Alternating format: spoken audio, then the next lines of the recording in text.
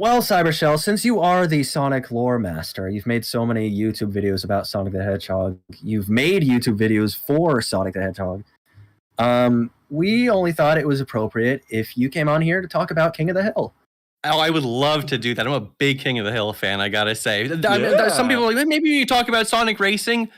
Fuck that. No way. I am totally on board talking about King of the Hill Revival, baby. It's coming out tomorrow, I believe. It is. I know this because Johnny Two Cellos from YouTube has seen it already.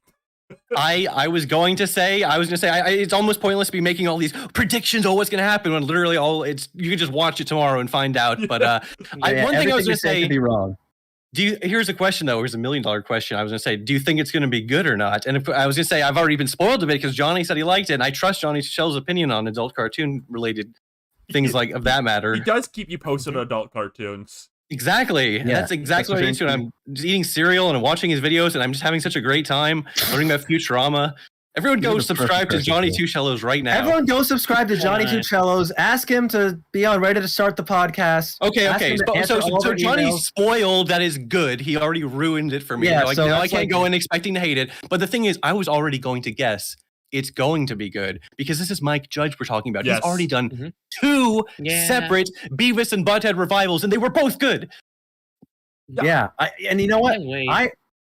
I do have a little extra perspective on this because I did go to Comic-Con recently, and they actually showed an entire episode of this revival. Oh my god! So I can say definitively whether or not what I saw was good, and I could expose if Johnny Two Cellos was just like being paid off by like Disney and Hulu, and give you like his career could be over depending on this podcast. This might be the end. Maybe he's never going to be on this podcast, or maybe this podcast is his only shot at redeeming his image after I blow the lid on this whole thing.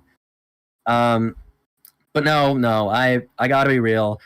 They showed one episode. It wasn't the first one. I think it was like the second or third. It's the one where Bobby and Hank have like a beer brewing. They enter a beer brewing competition against one another. And it was good. Yeah, I mean, it's kind of... There's a few things to talk about with it. I always thought in the realm of like just reboots and stuff, this one kind of makes more sense than a lot of the other ones they've been doing. Because Hank Hill, the whole thing is like he's a guy like who's kind of like trying to understand like the modern world, and I think the idea like that he got put into place for a few years where he couldn't experience what was happening to the modern world, and now he's being put into it. I think that's a good setup for a character like him. Yeah, the premise is quite interesting. It was one of those things where you first read on paper, you're like, huh? But it was like, he's been over in like Saudi Arabia in one of those little like military base tiny towns for Americans or whatever. So he's been insulated from modern culture or whatever. I mean, it seems a little odd, but then you're right. It totally makes sense. So he can still be the fish out of water type situation coming back. It is interesting. It's aged up, but it's not been real time since the show ended. It's only been about 7 years or so. Yeah, that flowing timeline thing. But that is an aspect of this one that I do appreciate. They kind of fiddle with that a little bit in Beavis and Butthead, where they kind of have the split timeline thing, where sometimes they've got the old episdes with old Beavis and Butthead. That was kind of cute. That was interesting. I enjoyed those. They got to have their cake and eat it too with because the second movie was like straight to streaming, and not to be hater, of course, it couldn't quite live up to Do America just because that movie is amazing. But it was still fun, and I still really enjoyed the second revival series, which I actually don't even know if it is officially ended or if it's still going on or whatever. No, it's still going. They're still going. They announced between seasons. Season of it. Right on. Yeah. I've been enjoying it, and that's what that is one of the things that was sort of giving me hope because King of the Hill. It's funny because King of the Hill is not like a show that was canceled too soon. Okay, it had 13 freaking seasons. But the thing I always thought was amazing was it never like took a nosedive in quality. Now, some of the 13 season episodes are not really like as good, but they're not like unwatchable or anything. There's just like an okay King of the Hill episode. Yeah, the various characters are so funny. Yeah, funny. As a kid, I really didn't even like King of the Hill. It was just that show that came off The Simpsons. I was like, what the hell is this crap? Get out of here. It's like a cartoon, but it's like basically it's like it might as well be a live action sitcom. They barely take advantage of it. Where's their big wooden mallets? when they do take advantage of it with like the rare dream sequence, like the Y2K episode where he gets high on the varnish and passes out and he's the dream where they're all whack-a-moles. Whenever those happen, they hit so much harder, and you just can't really do that stuff with a live action show. And people, that was another thing about the revival. People had very negative reactions to the animation quality just because it's all it's like rigged and modern or whatever the hell. And obviously, I mean, on one hand, it's like King of the Hill is not exactly the kind of show you watched for its animation, but they would randomly pull out incredibly well animated bits every now and then. And I don't want to do a disservice to the original run. They, everyone loves looking at those old style sheets and seeing all the little rules they had about how you have to keep them on model at all times. And I mean, there was a lot of effort went into the animation of the old show. Yeah, I watched a full episode of this because I feel like it's a little hard to gauge the animation as a whole just from like the trailer clips they've shown. And it's interesting. It doesn't.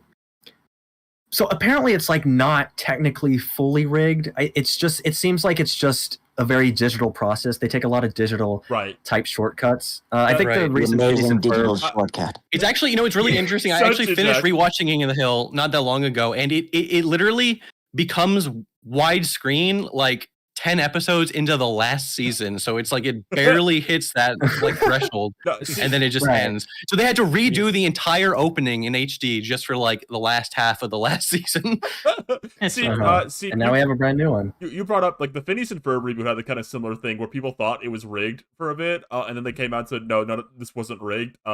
There is something about digital animation, I think, that could sometimes cause like a rigged look even when it's not.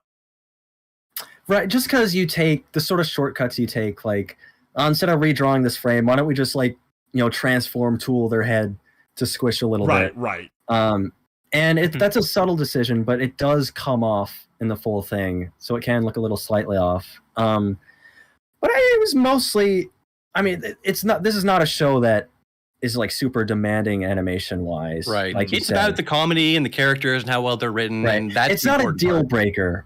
Exactly. But it is like it's slightly a bit of a shame where it's like Okay, here's something. I just want to point out one little thing. So, there's a little part in the trailer. I assume everyone's seen the trailer, but he's at the all-gender bathroom and he's getting confused because he can't tell or whatever.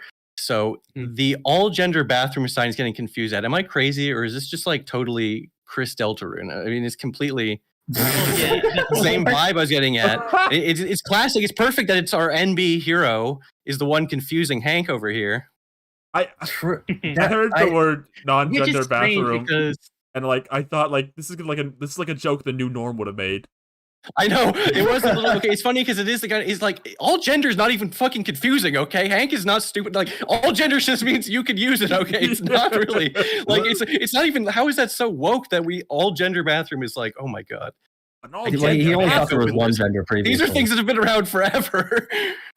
I've got one gender. The thing is, I think people are too used to like having to use shitty bathrooms in public every time. Every like 2 gender bathrooms are shit. This is I admit it though. I admit there was a twinge to me. This was why the whole first question I asked was, is it going to be good? Because there's part of me that's like, I don't want them to bring back King of the Hill and ruin it by just making it a bunch of lame ass like I don't know modern. Every reboot has the thing. Someone pointed this out. Where it's like in the preview picture, the first like poster, there's like the drone. The drone. The drone is in every fucking fucking reboot. I've never even seen one of these drone delivery bots that apparently are everywhere. I thought for so long like drones like just like a California thing. Like okay, all these shows are gonna be made in California. Maybe drones are like really common there. No, but Steve informed me that they're not. They're not in California. No, okay, I see drones sometimes. It's exclusively at like the beach or like a convention or like a concert when someone just has one and they're filming it. Right. And that's they're it. Great for that. They're awesome for cool camera angles, but are they the future of delivery for Amazon? I mean, maybe. I saw a couple of those on the set. On the set? I guess it's just a more cartoonish way of just expressing like how fast delivery is these days. It's just like a shorthand for like, this is the modern day. It's funny that one poster they released is just so overbearingly like they crammed in every single one they could think of. It is funny though because it's like this show it really is trying to emphasize the whole it's modern though, it's a King of the Hill in modern times or whatever, but it's like I don't know. Getting near the end of the original run, there was already an episode about Hank on MySpace, and that makes me like it's like a punch in the gut every time I get to that episode. It's like, oh god, this is so of its era. Jack, they're talking about top 8 friends and shit. It's like this is King of the Hill has gone on too long. It needs to be put down like a dog. Well, it had the finale with Lucky's wedding, and then there's just keep going for 2 more seasons. Why the hell not? I heard about that. I heard they kind of had to like scale back. There was an interesting like cut scene where they're from the Lucky's wedding episode where they were going to be like, oh yeah, and by the way, the whole show happened over the course of 1 year. That's and a bunch of random episodes like the Bill driving a tank episode didn't really happen. Those were secretly non-canon. But then they cut that scene out, so who knows whether that's canon. I'm actually obsessed with this random bullshit where it's like every there's like 1 or 2 episodes a season, or actually less than that, where there'll be like a credits PSA where Hank is like breaking the fourth wall and talking directly to the camera. So I'm just like, Is King of the Hill like an in-universe show or something? Because it's like it's so weird to imagine Hank Hill as an actor, and then there's multiple levels. There's like the promos they would film. Like obviously everyone knows the one where he talks to the Silver Surfer, but there's like other ones where they were talking about maybe ending the show. I don't know. I know way too much about random King of the Hill lore. They should call you the King of the Hill lore master. I know. It's like screw Sonic. I'm just completely pivoting my channel. 100% King of the Hill content. Can you imagine King of the Hill season 5 bonus video? He's like the king of the All right, king of the I'm hill. rebranding. My channel is going to be called Johnny 3 Cellos, which this is how you know I'm better. I was thinking don't about forget the King of the Hill movie. I was thinking about the trailer thing or whatever. Yeah, or whatever they played before. Maybe it was before a different thing, but yeah, that that footage finally resurfaced. So much good King of the Hill content. The King of the Hill thing where like they say like it's been like a year. Can you imagine like in a recent Simpsons episode, like a new one that came out this year, Marge was like 1 year ago we built the monorail. All 800 episodes. It's like that's why some people would get like mad about the sliding timeline, but it's like that is the only way it even remotely makes any sense. You know what I mean? It's crazy. Like, can you imagine, the show would not be on the air now. And I get maybe some people say that's a good thing, but it's impossible to imagine. You know what they should do with shows like that?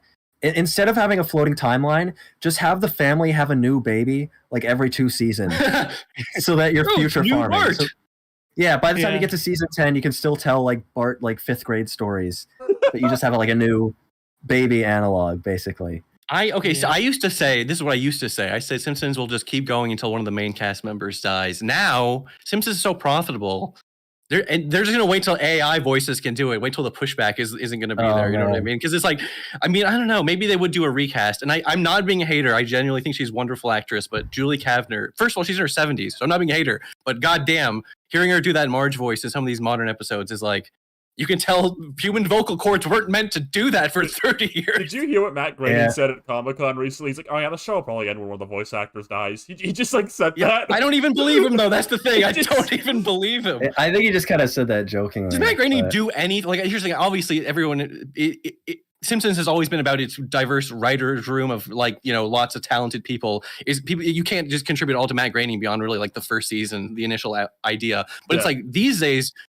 Is it like Jim Davis where he would just like sign his comic name onto the comic strip? But he wouldn't do anything else. I think so. His signature is still on like promotional images. Like he does anything. Stills they release for episodes. He still has to be like the public face of I'm the Simpsons guy when it's like he probably like watches the episode. Dude, you remember I'm not trying to be a total. Do you remember when those fires were happening and like they had like a Simpsons themed apology that went out, and then Seth MacFarlane like hand drew his, and everybody was like going crazy.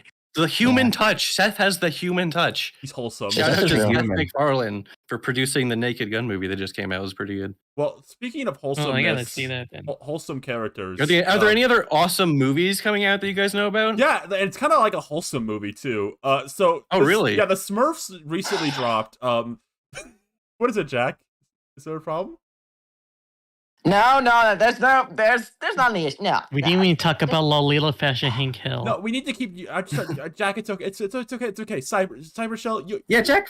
You've seen Smurfs, right? You seen the new one? Yeah. Here's what I think about the Smurfs. I spit on them. They're disgusting. Whoa, hey! Blue. They're trying to steal Sonic. They're trying to steal Sonic's things. Sonic is the only character who's allowed to be blue. Period. Hey, come. Oh, you're just You're just a jealous hater, then, is what I'm hearing. I think you're jealous that the eyes are green too. You're just jealous of like how heroic and full of togetherness and love and magic the Smurfs are. Can Sonic do magic? Has Sonic ever wielded? Is there a magic version of Sonic? Influencer Smurf out of the movie. It's trash. Okay, he was the best character. Sonic. This is not bodacious. Hefty Smurf has twice the hype, twice the aura, 3 times the media literacy as Sonic. They stole blue from Sonic. Okay, Sonic is only blue. No other blue guys. Period. Listen, except for Deltarune. I'm not having our discussion of Smurfs sullied by this dissent. Mr. Cybershell, it's been nice having you here, but I think you need to leave right now. I think you need to leave. Okay, I'll go. That's a quote from my favorite character of video games, Trip from Facade. All right. I know when I'm not wanted. I'll take my leave. Thanks for having me, guys. Except the Smurfs suck. David, cut the black. Cut the black, David.